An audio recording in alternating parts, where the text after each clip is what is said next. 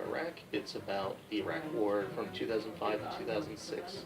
The main character's name is Robert Cole, um, and he's a Long Islander from, I think it's in New York, and he joined the army because he wants to become a man and be a big tough guy.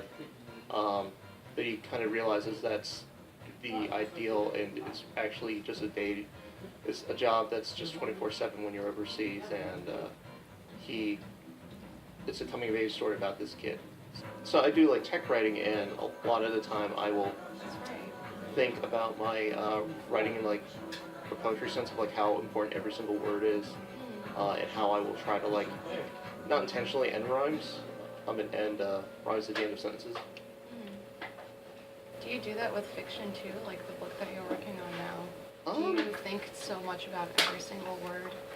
I do a lot more now than when I originally first started writing. Like when I was 14, I didn't think about any word on a page. I was just like, oh, you know, that the there doesn't necessarily need to be there, but I also don't care. Now I spend a lot more time, like, what I do is I write everything out, and then I go through it a second time to see what I can now cut. I just graduated from my graduate program, and the last class I took was writing the novel. So that was a lot of motivation to write a novel. So why not go back to something that you had been working on? Like, why something new? Because this is what I have saved on my computer. Oh. I had to write 60 pages before the end of the semester, and so I had done that, and then I went back and revisited the same 60 pages, and so the first time through, it's a lot more blunt, like the character's going to say, this person's an asshole.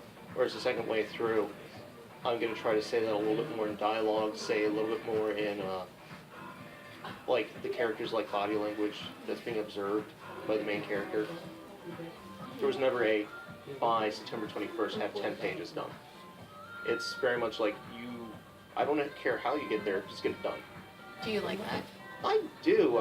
So I didn't have another class going on, and this had little to no homework other than reading other people's stories and reading 3 short books. So doing that, I had to say I enjoy that quite a lot.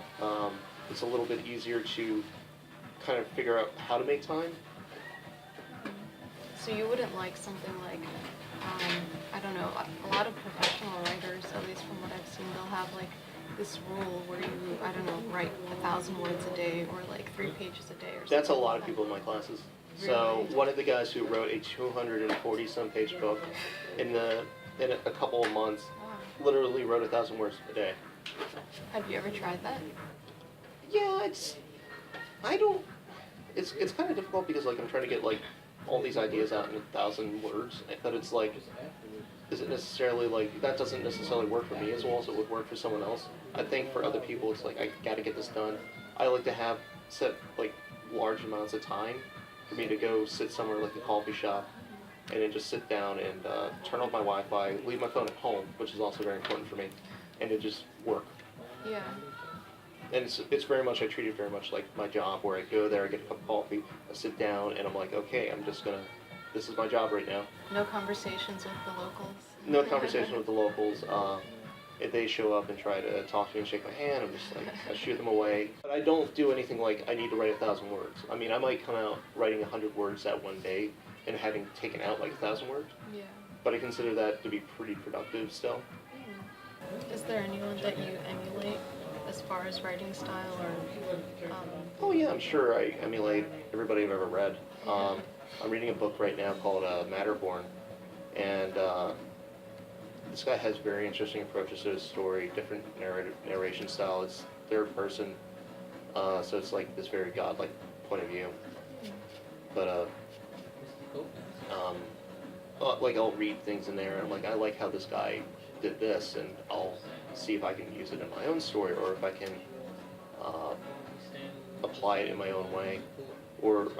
That's another thing I do when I'm writing, is I never stop reading. I read a lot of different books as I'm writing to try to borrow ideas, because if I get stuck somewhere and I'm like, I don't know what to do with this, and I'll find something, I'm like, that's inspiration right there for me. I read a short story collection called How to Be a Man, and like I found like different little things in the book that really stuck with me, I've like written down like lines from the stories or like written where the page numbers are to go back and visit and try to like see, not emulate, but just like see like what it is and that really caught me and like analyze it a little bit more. So what I do right now is I'll sketch out scenes from books that I like. So there was a scene in Child of God where a character is in a cave, so I drew that as a sketch, and then there was a scene from As I Lay Dying where this little boy's looking at his mother's casket underneath a tree as all these vultures are just kind of like hanging around it. So that was something I really liked. Um, and another scene from that book that I drew was a vulture going, like walking down a hallway. Do you know why you choose to draw certain scenes as opposed to others? They're just very visual. Like the scene with the vulture, it's just his character. He says he's looking in his hallway, and there is just this vulture just standing there, and it sees him, and it just starts hopping out, and then flies away once it gets outside. So if a scene has left an impression on you, like, does it ever end up making it into a story that you're writing? Yeah, for sure. Nothing that I can really think of at the moment has shown up in particular stories, but definitely the cinematic qualities of the stories has really influenced me in my own writing. Like, I'll have a character doing something or going somewhere, and my character's a he, so he is looking at something, and it's going to be kind of like play it as much as a scene as possible, like where it's like you can really visualize this. It's not like anything's left up to ambiguity. So do you see it as a movie, kind of playing as a movie as you Yeah, write it? Like, yeah, kind of as I do it, but I don't like do it in the same format as a movie. right, right. But you can like see it in your mind's eye, Mhm. and then I mean, so if you have like is it more or less a clear vision, or is it just kind of like murky? Yeah, for certain scenes, there's definitely a clear vision. Like I have a scene in my book where the main character's watching a dog interact, like walk across an empty field, and it's just like this big pit bull mix, and it's just like waddling across like just desert, and it's just the only thing in this like flat, burned out area. Mhm. So how does that image that's in your head end up getting translated into writing? Very carefully. I spent a lot of time going back to it, trying to really get what my idea is in there. And I think I definitely show it to people who kind of go like, what do you, not what do you think, but like, what's your impression of this? Mm. Like, how does it make you feel? Does this have any impact on you whatsoever? So do you I guess what I'm saying is like if you have a vision in your head, do you try to describe it visually also? Like it looks like this or it looks like that or I think so like in that scene I told you about before, it's just like I'm describing it through the actions it's doing. Like, so I won't do anything like, this dog's not a poodle. Like I would say there's this dog and it's got a flat snout and it's kind of got like short legs and it's just waddling with an injured leg. And of course, the reason why I go back through it is I'm going to be more descriptive the second time I go through it. I'm like, oh, Yeah. instead of saying snout, I'd say muzzle or littler things like that. I'll change up words and I'll try to make it more fluid. when you write, do you consider the audience or do you just Yeah. write for yourself? I think it's important to consider audience for the main reason is if something's clear to me, it may be very confusing for somebody else. Right. So like, Especially if you're describing just, very subjective impressions.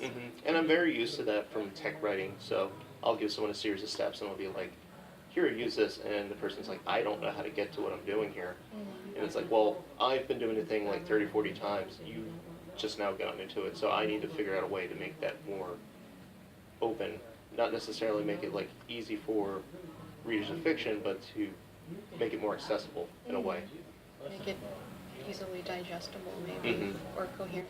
Or to make it like that the idea that I'm trying to convey, whether or not it will be as clear or not, I'll try to just like convey a message and see if that gets picked up. So, like this image that you were talking about of like a dog in a field, does it necessarily mean anything? Like, does it have any meaning beyond just like a kind of affective visual component? It so writing it down, it doesn't have a meeting. It's just like the image that I'm sitting in the character with the character, and I'm looking at what he's looking at, and he looks over and he just sees this one lone stray dog, and I'm just trying to like translate that into the story, and it doesn't necessarily have a metaphorical meaning, but it definitely has a meaning that's, it means something to the character, and I'm trying to, as I go through it, I will add more, take some away. It kind of changes. My favorite part about writing is definitely the writing and editing phase of it. It takes a while for me to actually get down and to do it. I think a lot of people have a type of stage fright, and I definitely have that. So, Yeah. for certain, speaking about myself there. But once I sit down and I'm actually looking at what I'm doing, it's really fun to challenge myself to kind of be like, well, what is this character thinking? What is he seeing right now? What is this other character doing in the story at the same time? Do I want to focus on this, or am I going to focus on this other thing instead? It's fun to like really challenge yourself and think of different ways to approach a scenario. If I lose a story, I can always just pick what I really love out of it and just come back to it. Like when I'm not happy with something, I am more likely to just delete the entire thing and then come back to the ideas that I had and things I really liked and to go from there.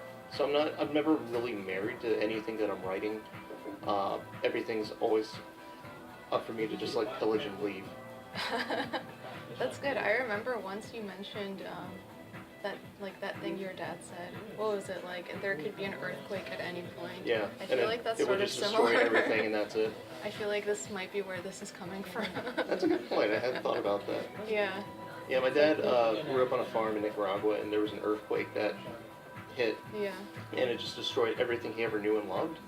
So he's told me this over and over again throughout my entire childhood to adult life, Yeah.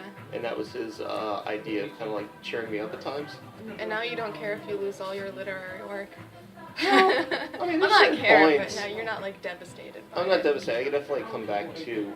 I can definitely make something new out of it. Yeah. Out of that. But yeah, but you wouldn't see it as like a fresh start, essentially, would you? Because you would come back to the same ideas. Well, I don't think anything's really a fresh start. I mean, like everything's built on ideas of something else. Yeah. Things that your personal experiences from storytelling ends up showing.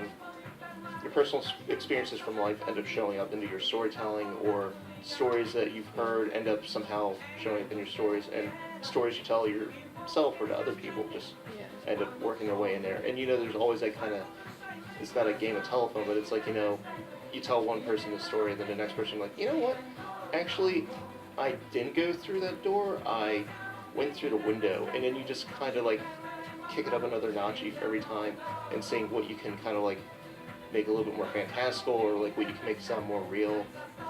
I write poetry, and I am not very, well, I'm not going to say I'm not good at it, but it's not my strong point. It's more of like a writing exercise. I try to figure out like how I can make how I can make the shortest poem possible. Why? I think it's fun. It takes a lot of something brevity, something wit. Yeah, Thomas Mann said that, and it's just it's something I like to do. Just kind of like I'll come up with an idea and then I'll just like jot it down, and then if I really like it, I'll type it.